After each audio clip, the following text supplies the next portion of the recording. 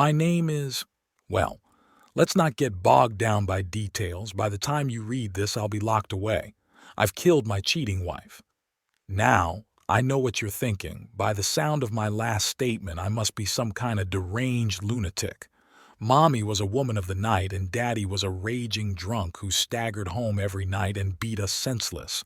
A dysfunctional family is surely the breeding ground of psychopathy. Sorry to disappoint, but it couldn't be further from the truth. My folks weren't perfect, but I had a very happy childhood. My mother was a secretary, and my father worked himself to death in a cubicle for 30-something years. I went to bed at 9 p.m. every night, nice and full of Mom's delicious meal nurturing my body to help me grow into the man I am today. I was never really afraid of the dark like the other kids. There were no monsters in my closet or under my bed. I guess that's because there was already a monster in my bed, fast asleep in his cowboy pajamas and clutching his teddy bear. I hope you're paying attention. You might learn something. The times make the man, not the other way around. By the time I was 17, I had already killed 7 men. I was drafted into the service that year and spent the next few years of my life jumping in and out foxholes. I saw 2 of my best friends die right beside me. There was an artillery barrage. We were all laying down with our heads in the dirt. The next thing I knew, everything was on fire and my friends were gone, just 1 month shy of when we were supposed to get home. My father always used to tell me, "You'll see, son, a little bit of hard work and a lot of sacrifices pay off in the end." I sacrificed a lot for my country, went partially deaf in one ear, lost my spleen, shattered my pancreas. What did it get me? Night terrors, flashbacks, paranoia, and a job in my podunk little town at a gas station. Who would have thought shooting an insurgent half a mile away from me with a rifle during high wind wasn't an applicable work skill? Go figure. It wasn't all bad. At least I had my high school sweetheart. We married as soon as I got back home, never got a chance to do it before. It was great for about 6 months. It's hard to say where exactly it all went wrong. One minute we were happily married and couldn't get enough of each other, and the next we were vying for the front door. Our marriage counselor suggested taking a vacation together to try and restore the fire in our relationship, but I found myself praying for the plane to just crash and end it all. Sad, isn't it? I would have rather just been killed than go home. The signs of an affair had been slowly starting to come together, but I chose to ignore them because I didn't want to believe she would ever cheat on me. One day, I came home early from work and she went out to the store and left her cell phone at home by mistake. It was very unlikely for her to do that.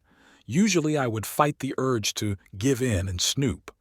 I'm not sure how else to explain it, but to this day I swear it was like there was a voice inside of me telling me, "Pick up the phone." Her password was her birthday. How original. I scrolled through the phone and opened her messages. 15 new ones. What a very popular lady. And they were all from a number that I didn't know. I felt like I had been hit by a truck. Every emotion I had ever had spilled over at once. Anger, sadness, hopelessness, confusion, embarrassment, betrayal, and rejection. From what I could read, the 2 of them talked for hours on end about how much they loved each other and couldn't stand to be apart. They even ridiculed me for how naive I was for not catching on. It took every ounce of restraint I had to not smash the phone into pieces. What was I to do? She wasn't going to get away with this. I heard her keys rattling as she came in through the front door. I quickly placed the phone back where she left it and slapped on the TV. I didn't want to let on that I knew. Not just yet. "Hey, honey," she said as she came in toting a paper bag full of food for the week. "How was work?" "It was fine," I answered as I was randomly surfing through channels. "Boring as usual." "Sometimes boring is a good thing, babe." Screw her calling me babe like everything was fine and dandy. I began to wonder if she called the other guy babe or honey or had any little pet names for him. She was skimming the pockets on her blue jeans looking for her cell phone. "Oh, you left your phone on the table over there," I pointed out, eager to see her reaction. Her face hardened with apprehension as she hustled over to the table and picked up her phone. "Oh, so that's where I left it?" She tried to fake a smile as her voice quavered with angst. "Your phone beeped a couple of times. I think you have some messages. Everything okay?" "Yeah, it was nothing. Everything is great." What a lying bitch. We talked a little bit during dinner, but I can't even begin to recall what about. Her food never tasted so disgusting. It was a meal built on deceit. My brain was telling me to bash her face in then and there, and I wanted to. That wasn't an option for me, though. I needed to know who the other guy was.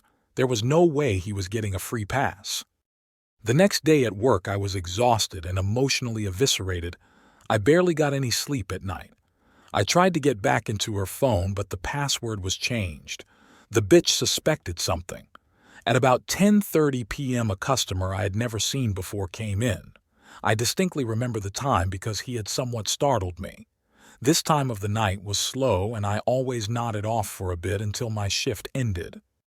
He walked around for a little bit, grabbing miscellaneous items. I remember being annoyed because he was talking on his phone and wouldn't shut the hell up.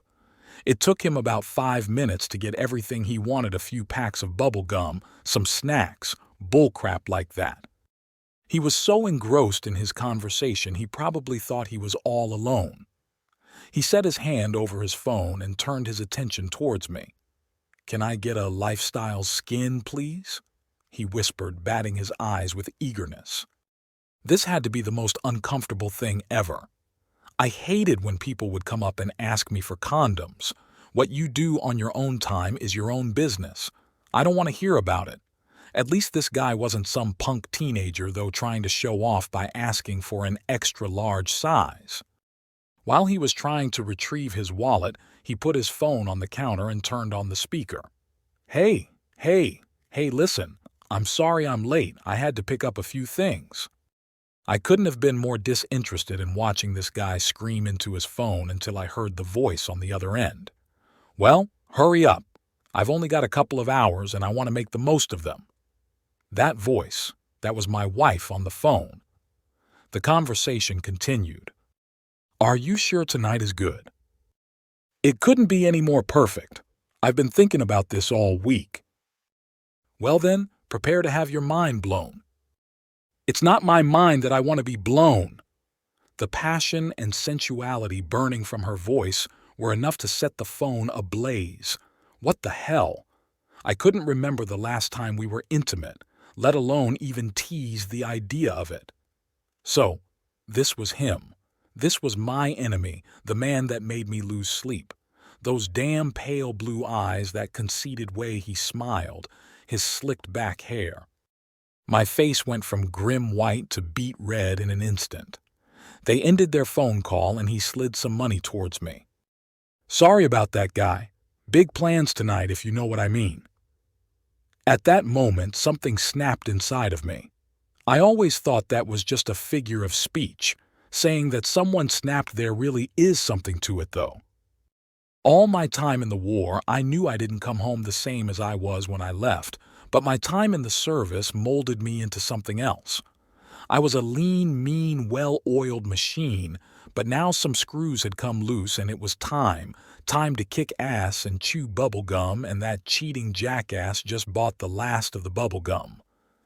Before I could even comprehend what was happening, I had him over the counter. He squirmed and fidgeted like a helpless baby. This was quite a new feeling for me, so much different from shooting a person some distance away. In the Army, I never really got a good look at the people I killed. You just squeezed a trigger and down went the target. This was exhilarating. I've never felt so in control of another human being. This man was literally about to be erased from existence by my bare hands. As he faded into an eternal sleep, the monster inside of me was awakened and he came out to play.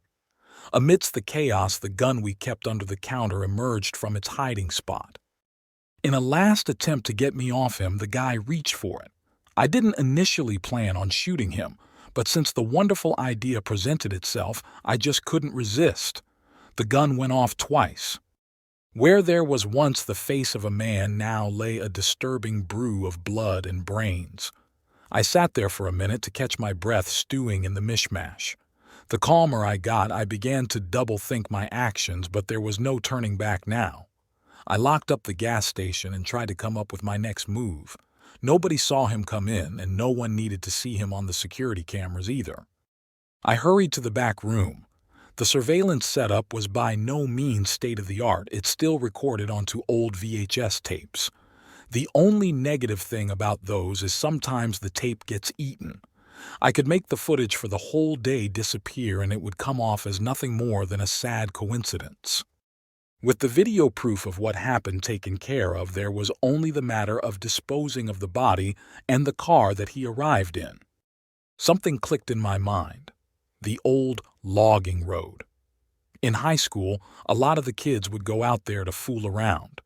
That would be a perfect spot to dump the evidence, maybe just go a little bit further into the woods. I hid out in the gas station for a couple more hours until I was sure no one would be around. Finally, it was about an hour or so later when I decided that if I was going to move, it had to be now. My wife would eventually be home from her extracurricular activity and start to wonder where I was. I packed up the body in the trunk of the car he arrived in and headed out. I debated getting rid of the gun too, but decided to leave it behind. It was right where it was, like always nothing out of place. Geez, this guy's old car had seen better days. A '92 Taurus. This was the most uncomfortable ride I had ever taken, stomach-churning anxiety excluded. At least a black box was out of the question. When I was sure I had gotten deep enough into the woods, I wiped the car down and tossed the keys as far away as I could. This guy's final resting place was the trunk, and that was the way it was going to stay. Now began the journey home. I didn't think this part through too well. I arrived back home about 45 minutes later. My wife ambushed me with questions as soon as I made it through the door. It was like she just wanted to start a fight. She sat there alone in the dark for who knows how long, waiting for me to come home. "Where the hell have you been?" She howled at me, clearly holding back tears. She missed someone all right, but despite the words coming out of her mouth, it wasn't me. I rubbed my eyes and headed into the kitchen for a beer. "My car broke down at work," I assured her. "I'm sorry I'm late." "You could have called me, you know. I would have come and got you." The conversation went back and forth for a couple of minutes. My cell phone died. I didn't even have to think about that one. Whatever question she could come up with, I seemed to be able to talk my way out of it. It didn't even feel like me. It felt like someone was guiding my hand, pulling my strings and providing the script for me. I just delivered the lines and threw in an ad lib or two now and then. "And what about the gas station? Why couldn't you just use their phone?" She had to go there. "Oh, son of a bitch. Enough already with the questions. A damn rat or raccoon or an animal of some sort chewed up the phone line. I kept warning everyone when we first found those droppings, but no one listened to me." As I took a moment to catch my breath, she wiped some tears away from her face and continued, "I don't know what your problem is lately. I'm concerned about where you were and you bite my head off for it." "Oh yeah?" Now I had some questions of my own. This was going to be interesting. "Where exactly were you tonight?" "I was nowhere. What are you going on about?" Her vulnerability slowly disappeared, and the walls I had become accustomed to were slowly going back up around her again. "Then, where is dinner?" Checkmate. I threw my hands into the air and motioned towards the obviously empty kitchen. "You mean that you were sitting here all night by your lonesome worrying about me and you never even ate anything?" Who did my wife think she was fooling? She was a habitual nervous eater and had been known to practically inhale a chicken from across the room. If she was so nervous about me, it wouldn't have knocked the edge off of her appetite. I got tired of waiting and went ahead without you. Yours is in the fridge," she said. I walked over to the fridge and opened it. That's funny. If I didn't know any better, I'd say you didn't pick up anything and you work at a grocery store." I shut the door and walked back over to her and got right into her face. "If I were you, I wouldn't quit your day job, hun. You make a much better slut than a housewife. She slapped me square across the face. My neck felt like it was going to twist off. Piss off! Make a damn sandwich or something for all I care. Little did she know that I realized what was really going on. She was upset her lover boy bailed on her. Throughout the next few nights, it took every ounce of restraint I had to not kill her in her sleep. It would have been so easy to smother her with a pillow or take a kitchen knife and plunge it into her chest, but the more I thought about it, I liked this idea better. Why give her the easy way out? The one she truly loved was rotting away as if he never existed. I should send her to join him? Nah, she was going to stay right here with me and wallow in her misery whether she liked it or not. 2 weeks went by and we hardly said a word to each other. I had relocated to the couch, by her choice, not mine. If sleeping next to her at night gave her that much displeasure, then I was going to enjoy every minute of it that I possibly could. I wanted to make her miserable for what she did to me. We began to fight over every little thing. A comment over just about anything could set either one of us off. That brings us to today.